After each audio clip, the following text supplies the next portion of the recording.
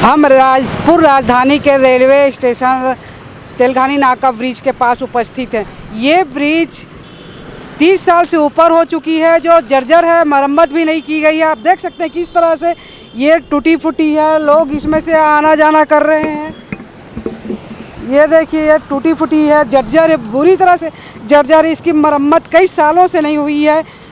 कांग्रेस सरकार का आए हुए 2 साल हुआ है। इससे पहले 15 सालों तक भाजपा सरकार की राज थी। दोनों से लोगों की आना जाना, भीड़ को आप देख सकते हैं किस तरह से लोगों का आना जाना है, कैसे लोग आ रहे हैं, जा रहे हैं। यहाँ से साइकिल, 2 पहिया और कार से लेकर बड़ी गाड़ी भी यहाँ पार होती है। जिस रोड में हम चल रहे हैं, ये जर्जर रोड है, पूरी तरह से टूटी फूटी है। कभी भी ये ढल सकती है, कभी भी यहाँ पे दुर्घटना घट सकती है। लोग अपनी जान जोखिम में डाल के इस रास्ते में आना जाना कर रहे हैं, फिर भी ये बेखौफ हो के आना जाना कर रहे हैं। सरकार को बिल्कुल नहीं दिख रहा है ये कितना जर्जर हो चुकी है।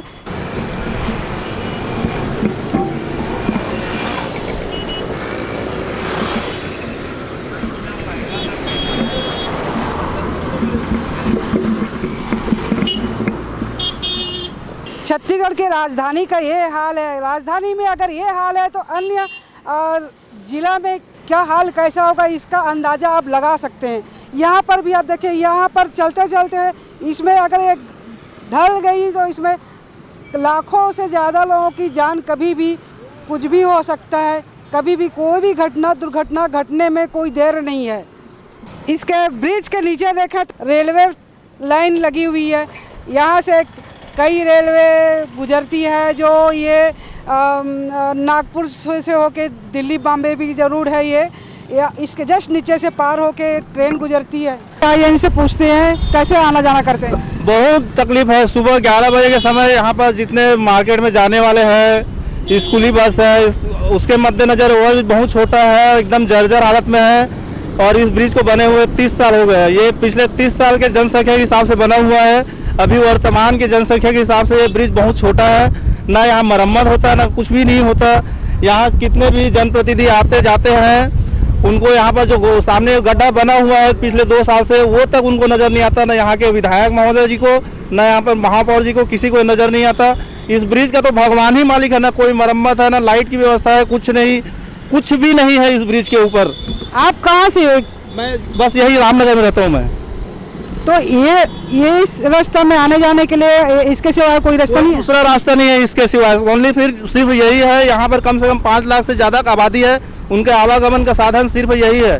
और जब सुबह 11 बजे के आसपास जितने पब्लिक निकलते हैं, इतने घंटों जाम हो जाता है।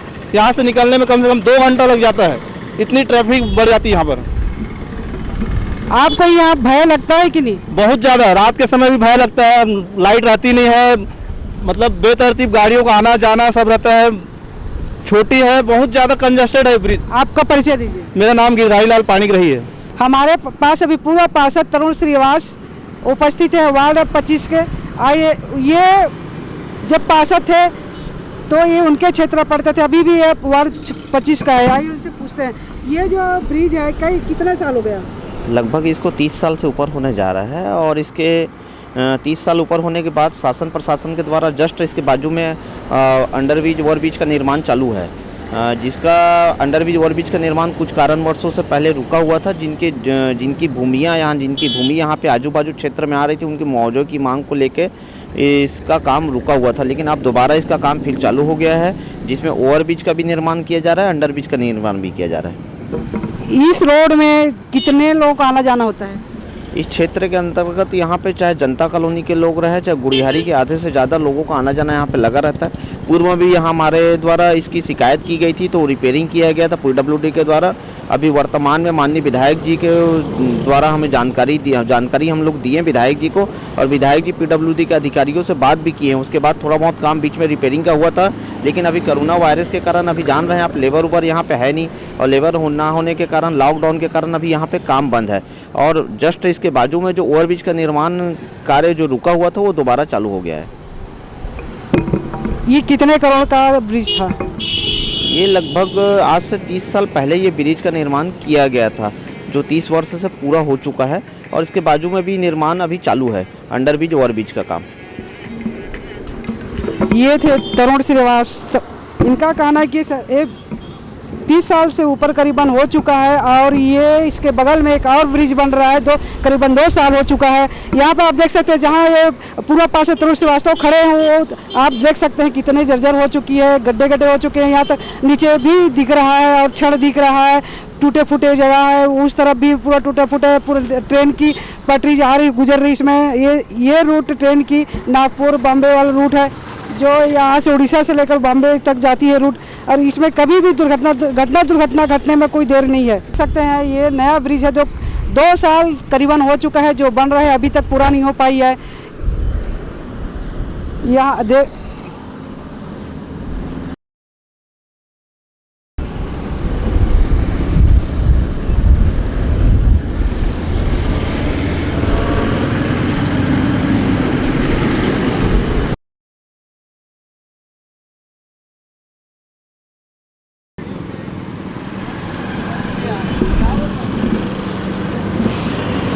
यह ब्रिज वार्ड 25 रामनगर के अंतर्गत आती है और जोन 8 के अंतर्गत आती है। वो 2 साल करीबन हो गया, भाजपा काल था तब से ये ब्रिज स्टार्ट हुआ है और अभी तक पूरा नहीं हुई है। यहाँ पे आप देख सकते हैं भारी वाहन जा रही है।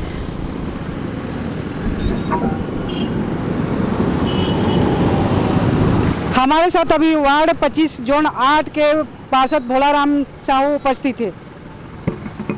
जी भोलाराम जी, ये जो तेलंगानी नाका के ब्रिज है ये कितने साल पुरानी है और अभी तक जर्जर हुई है, मरम्मत क्यों नहीं की गई है? ये लगभग 35-37 साल पुरानी ओवरब्रिज बनी हुई है जो अभी उस ज़माने से चले आ रही है और पूर्ण रूप से जर्जर हो चुकी है। इस विषय में और 2-3 बार चर्चा हो चुकी है कि अभी नया ओवरब्रिज का निर्माण होने का था जो भारतीय जनता पार्टी के समय में राजेश कुमार जी द्वारा उसका भूमि पूजन वगैरह करके तैयारी की गई थी। उस समय से जितना काम हुआ है उसके बाद से अभी तक एक ईंटा भी वहाँ नहीं रखा गया है और वो काम अभी तक के बंद है। और ये जो पुराना ओवरब्रिज है ये एक बड़ी दुर्घटना को हमारे सामने एक न एक दिन ला के रहेगी, ऐसा संभावना लग रहा है क्योंकि पूर्ण रूप से वो जर्जर हो चुकी है। कांग्रेस सरकार से पहले आप लोगों की भाजपा सरकार 15 साल रही है और ये ब्रिज 30 साल से ऊपर हो चुकी है, तो ये नहीं लगता है कि कहीं ना कहीं भ्रष्टाचारी का ओपन कर रहा है, पर्दा खोल रही है? ये एक रूप से भ्रष्टाचारी ना बोले जाए, अभी तो स्टार्ट किए थे भारतीय जनता पार्टी का। वो उस ओवरब्रिज की स्थिति को देखते हुए नया ओवरब्रिज का भूमि पूजन भारतीय जनता पार्टी के माध्यम से ही किया गया था और अंडरब्रिज का भी भारतीय जनता पार्टी माननीय श्री राजेश कुमार जी के माध्यम से उसका भूमि पूजन किया गया था इसकी स्थिति को देखते हुए। मगर अभी वर्तमान में जो सरकार है इस स्थिति को भांप लेना था और अभी तक के इस पुल का निर्माण पूर्ण रूप से कर देना था जिससे यहाँ के आवागमन को सुगम हो जाए और बड़ी दुर्घटना हम सब के बीच में ना आ सके। ये जो नया ब्रिज बन रही है उसके बगल में वो ब्रिज क्यों रुकी है, उसका काम क्यों रुका हुआ है? इस ओवरब्रिज के विषय में अभी पटवारी और तहसीलदार और पार्षद मतलब मेरे साथ में एक बैठक हुई जिसके अंतर्गत में वहाँ के ज़मीन मालिकों से मुआवजा के विषय में एक चर्चा हुई। उसके बाद मुआवजा उनका स्वीकृत हो गया लगभग। अभी 2-4 दिन पहले मेरे पास में PWD विभाग से कर्मचारी आए थे और जानकारी दी कि इनके काम चालू होगा। आपके पीछे में जर्जर ब्रिज है उसमें कितने लोगों का आना जाना होता है? यहाँ ये ओवरब्रिज से लगभग ये पूरा क्षेत्र दबावपूर्ण है और लगभग 1 से 1.5 लाख व्यक्ति का आना और जाना करके हो जाता है।